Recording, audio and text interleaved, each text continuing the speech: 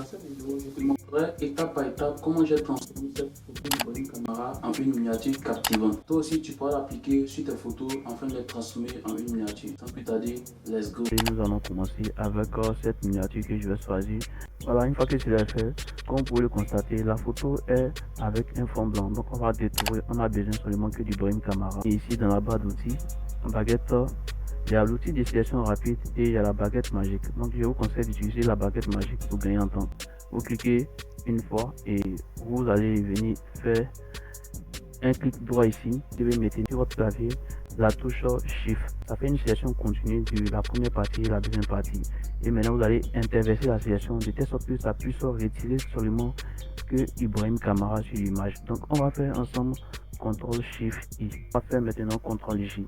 Et après avoir extrait notre image, on constate que le logo de Live est resté. Donc on va venir tout doucement prendre l'outil de sélection, faire le rectangle ainsi et vous allez supprimer. Donc on va se créer vite un nouveau calque. Bon, ici on va mettre miniature Tito. Je pense que ça va. Largeur j'ai mis 16, hauteur j'ai mis 9. La résolution moi je préfère garder. Donc une fois que je l'ai fait, on va faire entrée. Voilà, on a une même image avec un format 9 sur 16. Ici maintenant on va écraser notre arrière-plan. Vous allez faire OK. Une fois que je l'ai fait, vous allez faire CTRL A pour sélectionner toute la zone supprimée. Après avoir supprimé, faites CTRL D. On va venir maintenant. On va exporter en sélectionnant toujours avec l'outil de sélection. On va glisser ça comme ça sur notre format ici. Donc on va essayer d'agrandir. Pour agrandir votre image, vous pouvez faire CTRL T.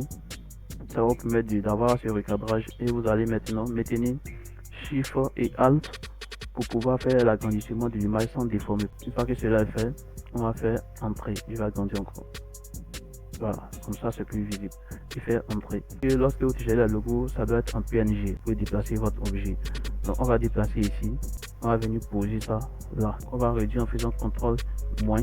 Et on va faire CTRL T. On va maintenant maintenir toujours Alt Shift. On va voyez notre logo comme ça. Que c'est là réglé, vous allez déplacer maintenant notre logo.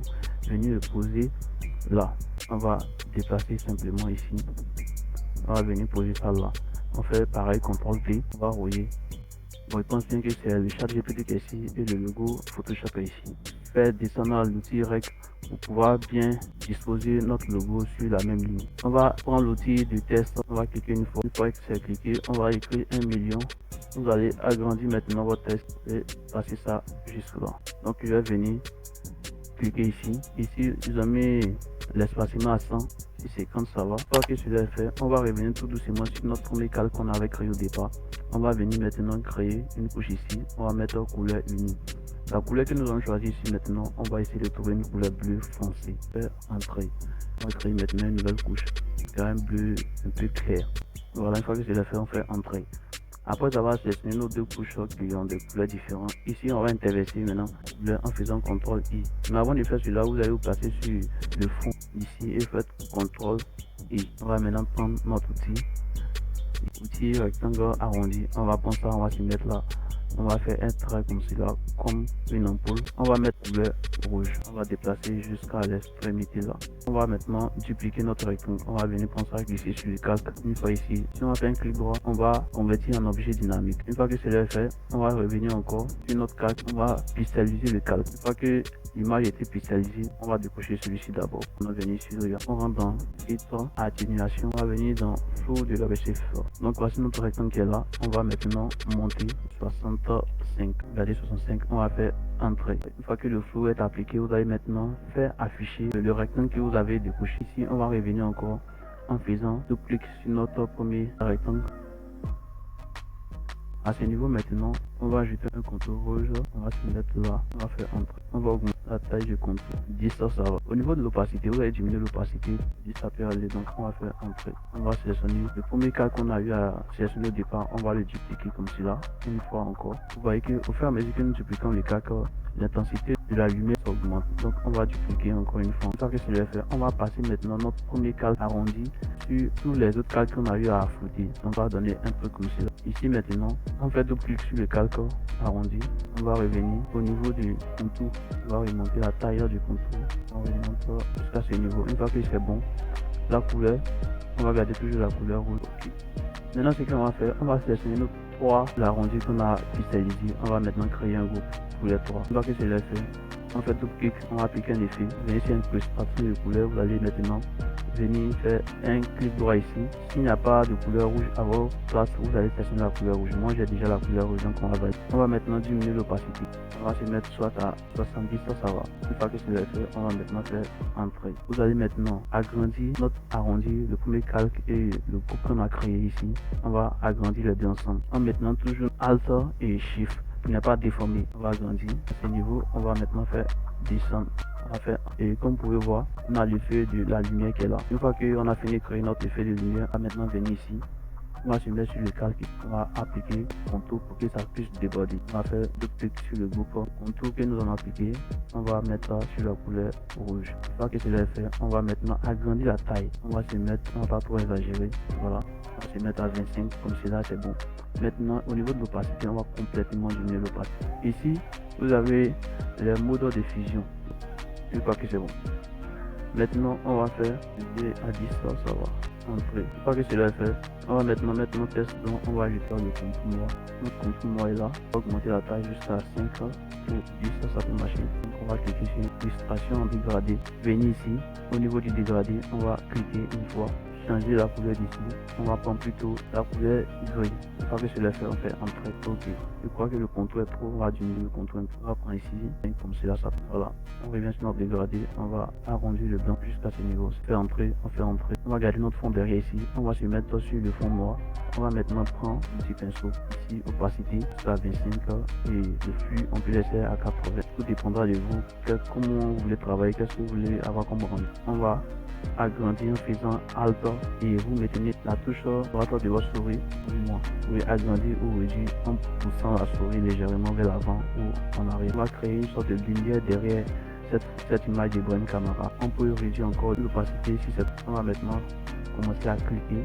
Force, on clique pour donner une lumière qui est derrière Ibrahim Camara comme on peut voir sur l'image qui est là. Donc on va faire, après avoir fait cela, on va créer encore la couleur unie.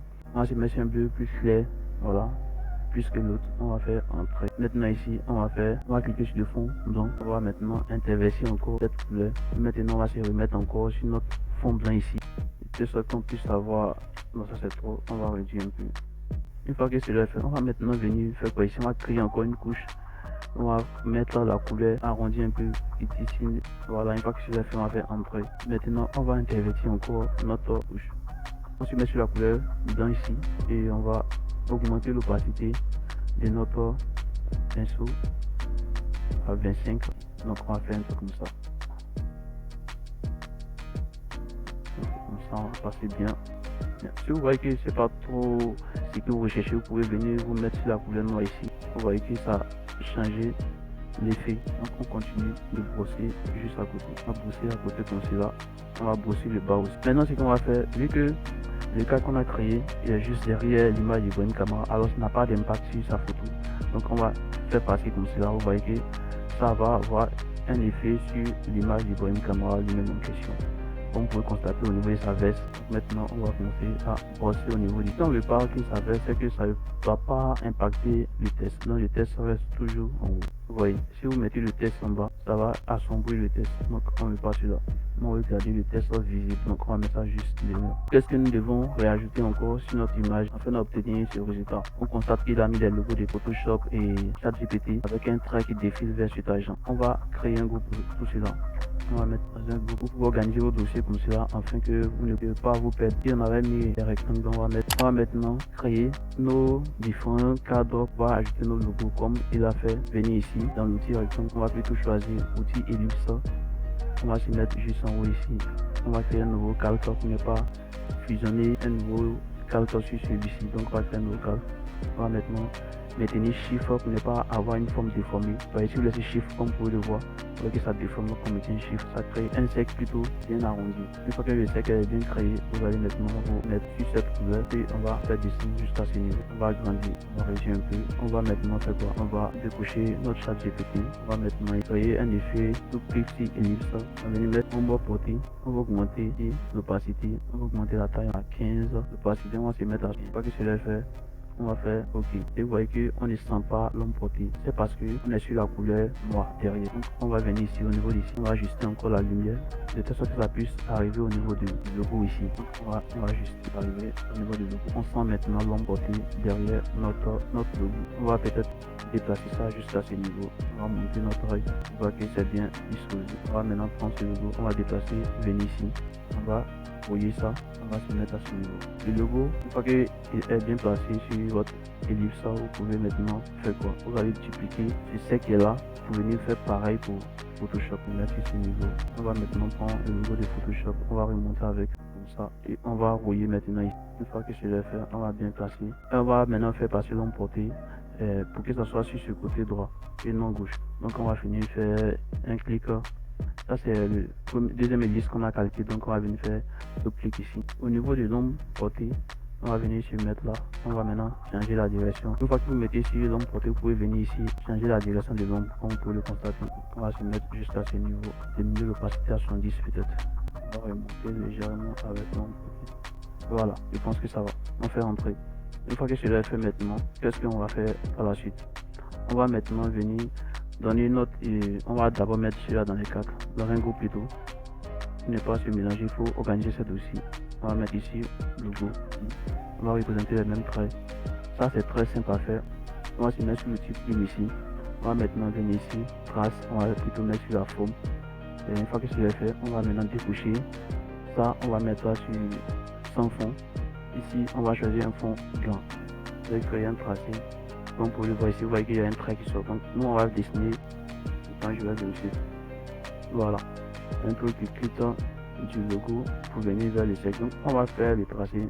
On ne peut pas, on peut faire comme ça, mais ça va pas donner un truc joli. Donc ce qu'on va faire, on va se mettre sur un point de départ. On va venir maintenant cliquer sur notre point d'arrivée. On clique, on garde la sélection, on ne relâche jamais. Vous voyez? Si vous relâchez, ça ne va pas donner d'effet. Donc vous cliquez une fois ici et vous venez sur votre point d'arrivée, un point de départ, un point d'arrivée. Ok. Vous cliquez, vous gardez votre sélection toujours et vous allez maintenant arrondir en tirant la tête de la plume. Une fois que vous avez cet effet là, vous allez maintenant relâcher en maintenant Alt. Maintenez Alt et faire revenir la tête jusqu'à ce niveau ou soit vous relâchez complètement. Maintenant, soit augmenter, si c'est trop petit, vous allez augmenter ici la valeur. Vous allez diminuer. Mais moi je pense que pour moi ça va sur 2. Donc je vais garder 2. Maintenant comme on fait l'effet des traits qu'on a vu. Donc on va venir maintenant ici. On va maintenant cliquer. On va se mettre sur le trait qui est ici. Une fois que c'est fait, on va faire un clic sur l'outil de sélection. On va maintenant faire quoi? On va copier et coller. C'est-à-dire qu'on va dupliquer cette forme. Donc on va venir ici. On va dupliquer la forme. Une fois qu'on a fini de dupliquer la forme, on va faire CTRL T. On va maintenant faire option à la souris. Maintenant ici on va venir dans système assort horizontal. Vous cliquez dessus, vous voyez que automatiquement ça va inverser le sens et vous allez déplacer ça pour ce deuxième logo. On va reculer un peu, on va rouiller ça un peu comme ça. Donc on va faire la rotation un peu comme ça. Une fois que c'est là fait, vous allez maintenant désélectionner en cliquant à l'extérieur de votre miniature. Après avoir bien disposer votre logo et votre test de police, on va maintenant venir travailler sur la dernière partie qui est cette lumière. On va essayer de créer un effet on voit une lumière qui déborde un peu ici. Donc on va venir prendre notre outil ici, notre outil pinceau. On va maintenant venir créer un nouveau calque qui sera bon. Ça on va mettre dans un dossier forme. On va mettre ici forme. Maintenant on va créer un nouveau groupe. On va mettre lumière. Ce qu'on va faire maintenant, c'est de faire descendre cette lumière jusqu'à ce niveau. On va descendre la lumière, faire descendre jusqu'à ce niveau.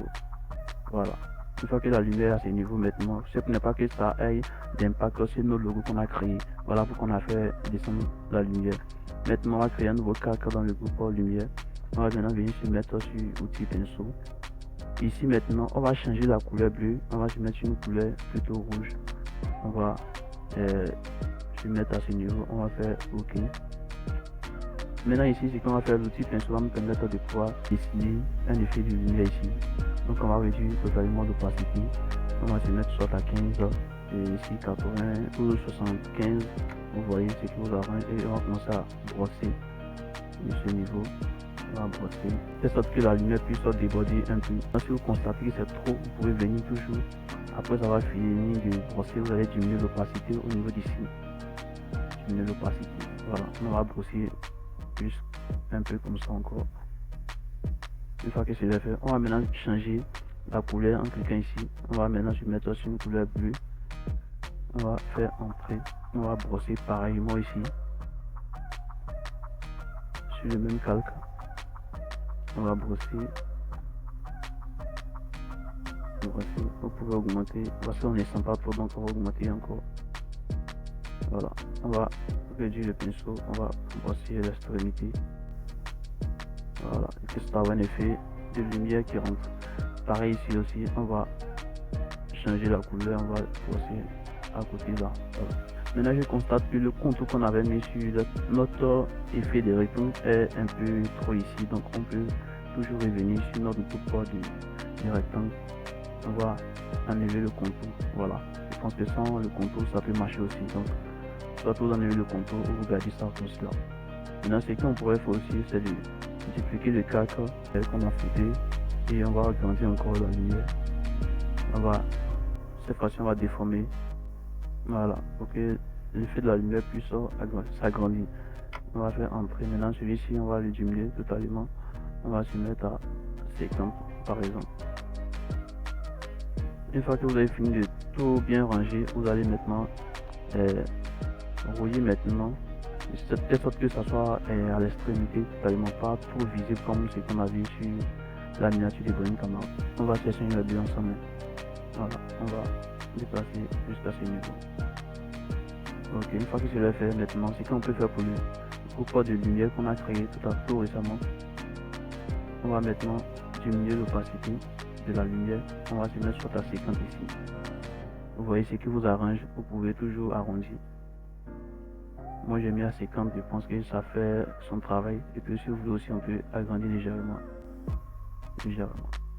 On va mettre ça 60, ça va. Voilà. Et voilà. On a fini de créer notre miniature. On va voir s'il n'y a pas d'autres choses qui manquent. À ce niveau, on voit qu'il n'y a pas d'autre chose. Ce que vous pouvez faire encore pour embellir votre miniature comme un plus, vous pouvez venir cliquer sur votre image, vous mettez votre image et vous allez venir dans l'image ici, réglage, ton foncé, ton clair.